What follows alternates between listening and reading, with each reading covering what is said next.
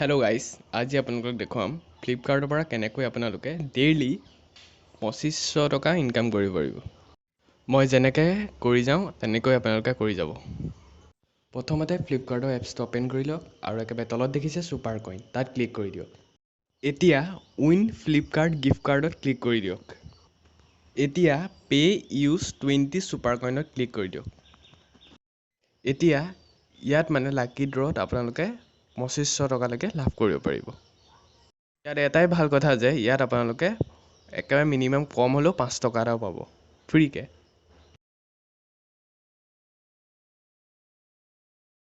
সকলোৱে এই অফাৰটোৰ লাভ উঠাই লওক সকলোৰে একাউণ্টততো মিনিমাম কম হ'লেও 100টা 50টা 20টা ছুপাৰ কইনটো আছেই যাওক সোনকালে এই অফাৰটোৰ লাভ উঠাই লওক বেছি দিন হয়তো এই অফাৰটো নাপাব পাৰে